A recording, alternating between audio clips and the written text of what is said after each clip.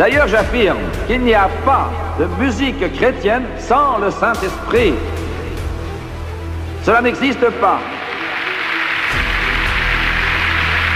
Je tiens à insister là-dessus, car Satan est très adroit et subtil. Certains d'entre vous qui m'écoutez doivent se dire « Maintenant, je ne comprends plus très bien ». Quand on parle de faux prophètes, on s'imagine en quelque sorte des gourous indiens qui vivent en communauté. Ils proclament leurs mensonges et leurs doctrines diaboliques, mais ce n'est pas d'eux dont Jésus a parlé quand il a dit « Dans les derniers jours viendront des faux prophètes ». Les faux prophètes sont déguisés et ressemblent à des brebis. Ils ont le même aspect, ils parlent comme elles, marchent comme elles, agissent comme elles. Mais ce sont des loups ravisseurs. Leur manière de parler est la même. Leurs mots sont ceux qu'on a l'habitude d'entendre. L'expérience de la nouvelle naissance, louer le Seigneur, avoir des miracles. Mais ensuite, Satan y introduit ce qui dérobe, tue et détruit, c'est-à-dire l'humanisme chrétien. Comprenez-vous ce que je dis? Certains ne comprennent peut-être pas bien ce qu'est l'humanisme chrétien.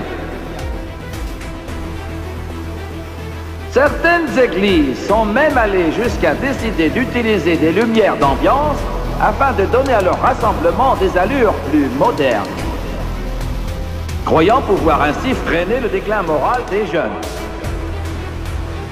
Écoutez-moi, la musique chrétienne a trop tendance aujourd'hui à rendre Christ acceptable aux yeux des hommes au lieu de rendre les hommes acceptables à Christ. Je vais répéter cela.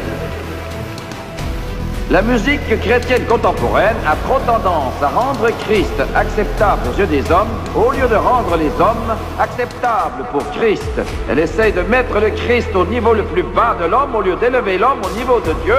Cela n'est pas de Dieu.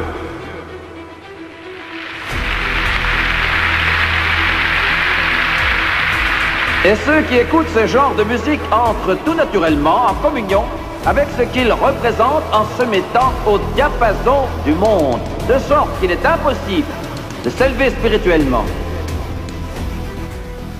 Ce genre de musique soi-disant chrétienne est aussi destructrice spirituellement parlant que la musique rock. Et la seule différence entre elles est que l'une influence plus précisément les incroyants, tandis que l'autre influence ceux qui prétendent encore appartenir au monde des croyants. Quand j'étais enfant, ce qui caractérisait avant tout nos réunions étaient ces merveilleux chants de louanges qui remuaient les cœurs des gens et transformaient la vie de tous ceux qui participaient aux réunions de l'Église. L'Esprit de Dieu agissait et Dieu touchait les cœurs et les vies. Nous battions des mains et une joie glorieuse remplissait nos âmes. Tel était l'effet de l'onction du Saint-Esprit. Mais aujourd'hui, Satan l'enlève, la tord, la déforme, faisant disparaître la joie et avec elle l'adoration.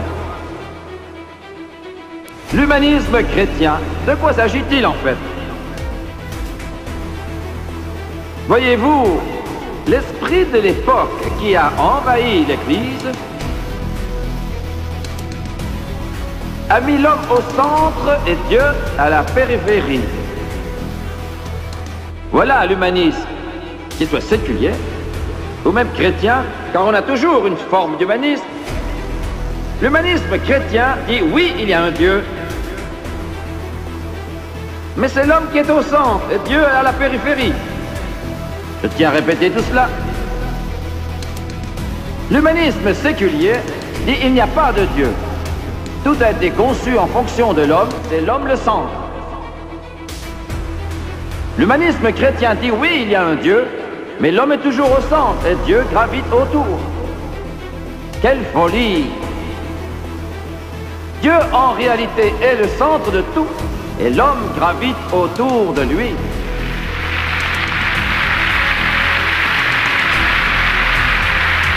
Mais que rencontrez-vous juste maintenant? Je ne comprends pas. Je sais que certains ne comprennent pas. Je vais être un peu plus clair, un peu plus précis.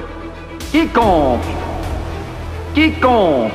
Et c'est de prendre la place de Jésus-Christ et centrer sur l'homme. Et mettre Dieu de côté. Aujourd'hui, dans certaines églises, et l'on voit cette tendance s'étendre, on ne parle plus du tout de la croix, on ne prêche plus ce message. On l'a relégué à l'arrière-plan de la scène.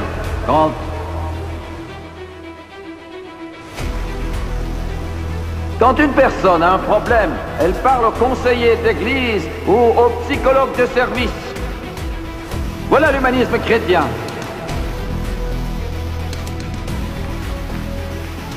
Comprenez-vous ce que je dis? Voilà l'humanisme chrétien.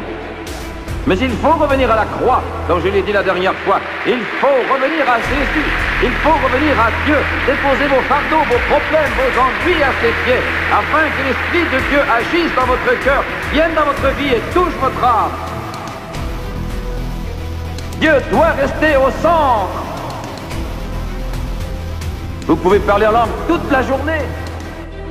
Vous pouvez parler des dons de l'Esprit.